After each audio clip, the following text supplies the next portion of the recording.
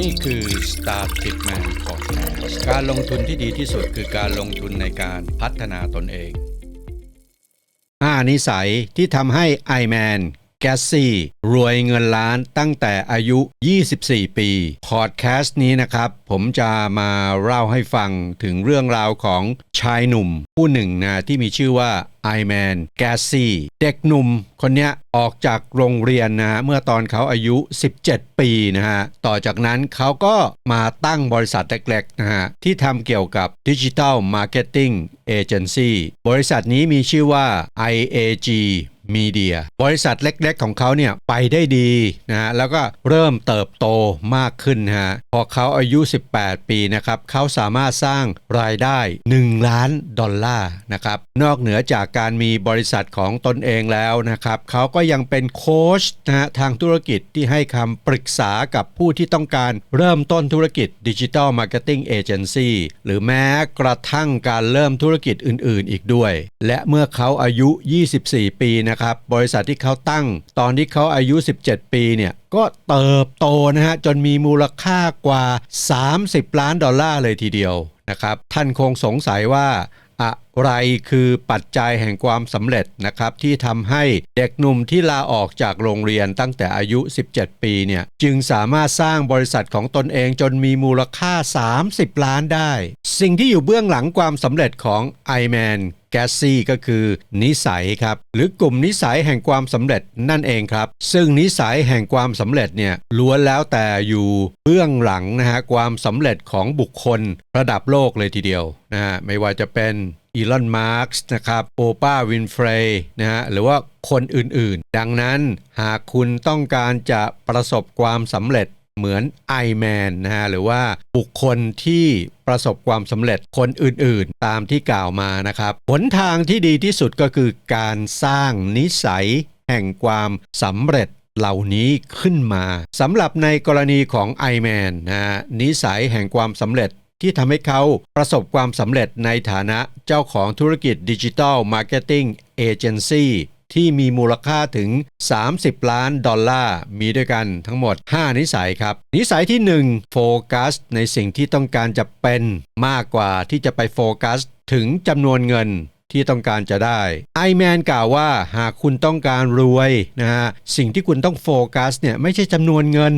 แต่เป็นคาแรคเตอร์หรือว่าคุณลักษณะสำคัญที่คุณต้องมีในช่วง5ปีของการสร้างธุรกิจนะภาพในหัวของไอแมนเนี่ยก็คือภาพของคนที่เขาต้องการจะเป็นนะซึ่งเป็นคนที่มีศักยภาพในการสร้างความมั่งคั่งในแบบที่เขาต้องการนะครับไอแมนตอกย้ำว่าอย่าคิดแค่ว่าฉันต้องการมีเงิน100,000ดอลลาร์แต่ให้จินตนาการให้เห็นว่าคนที่จะสามารถสร้างเงิน100,000ดอลลาร์เนี่ยจะต้อง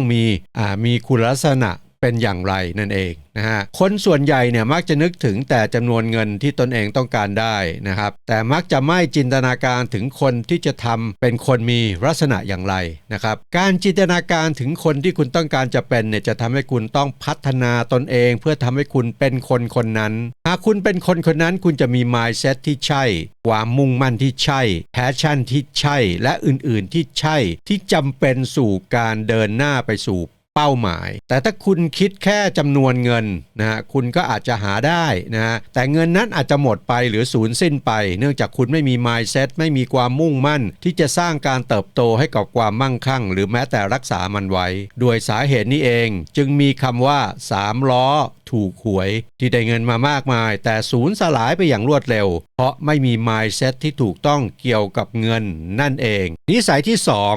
สร้าง mindset แห่งความมั่งคั่งไอแมนกล่าวว่าคุณเคยสังเกตหรือไม่ครับว่าคนบางคนเนี่ยทำงานหนักมากเลยแต่ก็ไม่ประสบความสำเร็จหรือได้ผลลัพธ์ไม่ได้ตามที่หวังไว้แต่ทำไมบางคนดูเหมือนไม่ได้พยายามอะไรเลยนะฮะแต่กลับบรรลุเป้าหมายได้ผลลัพธ์ที่ต้องการสาเหตุก็คือผู้คนที่ทำงานหนักแต่ไม่ค่อยได้ผลลัพธ์ตามที่หวังนั้นพวกเขาขาดการจัดการกับสิ่งที่อยู่ภายในตัวเขานั่นคือ mindset ฉันเชื่อว่าตนเองไม่คู่ควรกับความมั่งคั่งนะฮะอีกทั้งไม่เชื่อว่ามีโอกาสดีๆเหล่านั้นคอยพวกเขาอยู่นะฮะแล้ว mindset แห่งความมั่งคั่งมันคืออะไรสตีเวนโคเวย์นะฮะผู้เขียนหนังสือ The Seven Habits of Highly Effective People หรือ7นิสัยของบุคคลผู้ทรงประสิทธิผลได้กล่าวไว้ว่า mindset แห่งความมั่งคั่งก็คือการที่คนคนหนึ่งนะครับเชื่อว่าโลกนี้เต็มไปด้วยทรัพยากรและเวลาที่จะช่วยให้เราไปสู่เป้าหมายแห่งความมั่งคั่งได้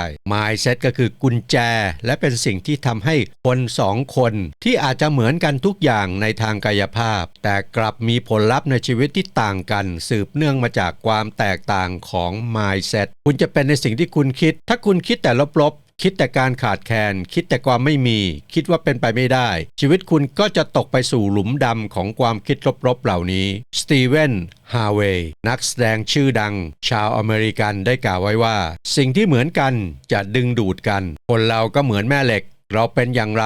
เราก็จะดึงดูดสิ่งนั้นถ้าคุณคิดลบๆคุณก็จะดึงดูดแต่สิ่งลบๆถ้าคุณคิดบวกๆคุณก็จะดึงดูดแต่สิ่ง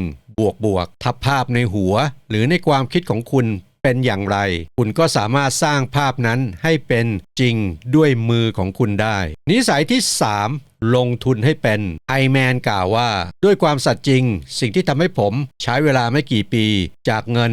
หลักล้านดอลลาร์เป็นเงินหลัก10ล้านดอลลาร์ก็คือการที่ผมรู้จักการลงทุนนอกจากผมรู้จักมันดีแล้วผมยังทำเป็นนิสัยด้วยหรือผมสร้างนิสัยการลงทุนขึ้นมานั่นเองการลงทุนนั้นไม่จำเป็นจะต้องใช้เงินมากมายเงินน้อยหลัก10ดอลลาร์ต่อเดือนก็เป็นจุดเริ่มต้นสำหรับการสร้างนิสัย